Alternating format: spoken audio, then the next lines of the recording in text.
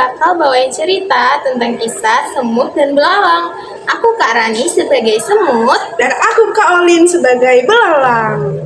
Penasaran nggak gimana ceritanya? Mari kita saksikan bersama.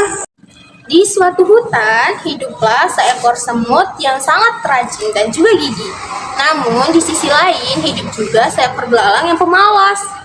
Pada suatu hari di musim panas, belalang sedang bersantai sembari melihat semut yang sedang bekerja keras. Hai semut, ayo bersenang-senang denganku. Tidak bisa belalang, aku harus bekerja keras untuk mempersiapkan musim hujan. Musim hujan katamu. Hahaha. Musim hujan kan masih lama. Lalu musim hujan pun tiba. Belalang kelaparan dan juga kedinginan karena dia tidak sempat mengumpulkan makanan sebelumnya. Sedangkan semut sedang asik menikmati makanannya di sarangnya yang hangat. Lalu belalang pun menyesal dan mendatangi semut. Semut, tolong aku kelaparan. Kemarilah belalang, makanya lain kali jangan bermalas-malasan dan bersiaplah untuk masa depan. Ini makanannya. Baik, terima kasih ya semut. Aku tidak akan mengulanginya lagi. Belalang berterima kasih dan berjanji akan belajar dari pengalamannya. Dia akan bekerja keras dan mempersiapkan lebih banyak makanan untuk di musim hujan selanjutnya. Yeay, jadi ceritanya udah selesai nih. Seru nggak? Seru dong pastinya. Nah, dari cerita ini juga ada pesan moral nih yang dapat kita petik. Pesan moral pertama yaitu jangan bermalas-malasan seperti belalang. Lalu pesan moral yang kedua, Jadilah seperti semut, rajin dan mempersiapkan segala hal untuk masa depan. dan harus tolong-menolong ya. Iya. Bye-bye. Bye.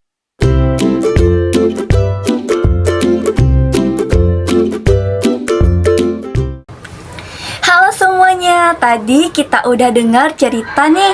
Menurut teman-teman, siapa aja sih tokohnya? Benar sekali, tokohnya ada semut dan juga belalang. Tadi kita dengar semutnya ngumpulin banyak makanan nih, kira-kira buat apa ya?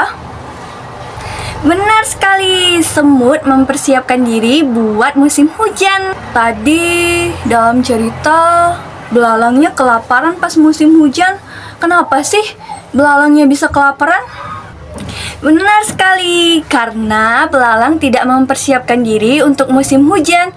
Dia sibuk bermain, bernyanyi, dan bersenang-senang. Seperti semut, kita harus rajin dan juga bekerja keras seperti semut.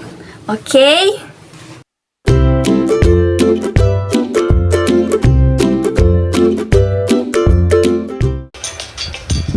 Sekarang, ayo kita bernyanyi bersama.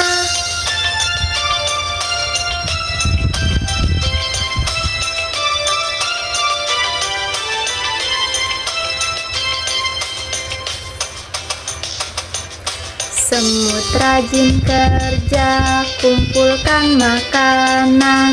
Belalang bersantai sambil bermalasan. Saat hujan datang, belalang kelaparan. Semut bahagia punya makanan. Saat hujan datang, belalang kelaparan. Semut bahagia punya makanan. Satu kali lagi ya. Oke.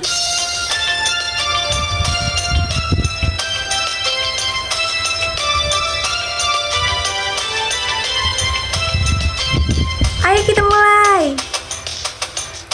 Semut rajin kerja, kumpulkan makanan. Belalang bersantai sambil bermalasan. Saat hujan datang, belalang kelaparan. Semut bahagia punya makanan. Saat hujan datang, belalang kelaparan. Semut bahagia punya makanan. Yeay!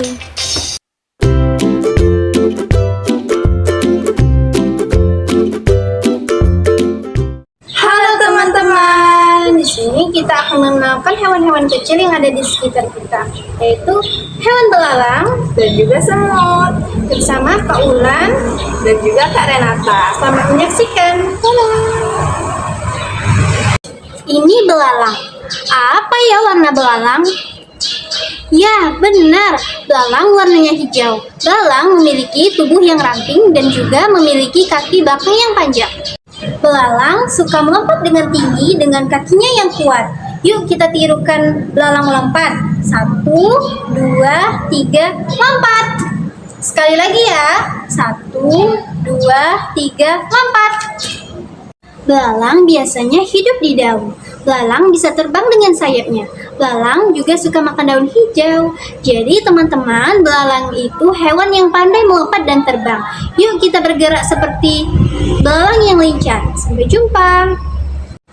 Ini semut, tubuhnya kecil, warnanya ada yang hitam dan juga merah. Semut kalau berjalan suka berbaris, pelan-pelan mencari makanan bersama-sama. Yuk kita tirukan semut berjalan. Tuk, tuk, tuk, tuk, tuk. Semut tinggal bersama teman-temannya di sarang. Semut mencari makanan beramai-ramai. Semut kuat sekali, bisa membawa makanan lebih besar dari tubuhnya. Semut kecil tapi suka bekerja sama. Semut itu hewan yang rajin. Jadi teman-teman, kita belajar dari semut ya. Walau kecil, semut rajin dan suka bekerja sama. Mari kita tiru semut. Terima kasih, sampai jumpa.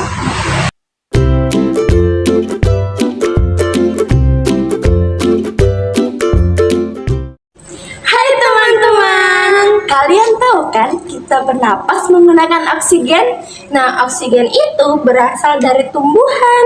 Penasaran nggak sih gimana tumbuhan menghasilkan oksigen? Ayo ikuti proses eksperimennya bersama Kak Suci Dan Kak Lia. Nah, sebelum kita melakukan eksperimen, apa saja sih alat dan bahan yang harus disiapkan? Yang pertama itu ada daun. Yang kedua ada air dan kap bening. Nah, pertama-tama airnya dimasukkan ke dalam kap bening. Contohnya seperti ini. Nah, kemudian daun ini dimasukkan ke dalam kap bening ya. Setelah itu, yuk kita jemur di bawah sinar matahari. Nah, kita diamkan di bawah sinar matahari sekitar 20-30 menit. Setelah sekitar 20-30 menit, apakah kalian melihat ada gelembung-gelembung kecil loh di daun itu? Mari kita lihat. Wah, banyak sekali. Gelembung-gelembung itu disebut dengan oksigen. Nah, kalian udah lihat kan tadi ada gelembung kecil yang di dalam toples? Hal ini terjadi karena toples yang berisi daun tadi terpapar sinar matahari yang cukup sehingga menghasilkan gelembung yang kecil. Nah, gelembung ini disebut oksigen. Seperti inilah tumbuhan yang perlu disiram air dan juga perlu sinar matahari yang cukup agar bisa menghasilkan oksigen. Seperti toples ini, daun seperti tumbuhan, air sebagai air untuk menyiram tumbuhan dan juga sinar matahari yang cukup. Nah, hal inilah yang disebut proses fotosintesis.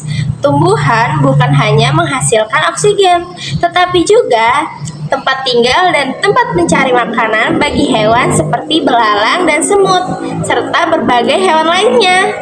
Terima kasih. Dadah. Saatnya sudah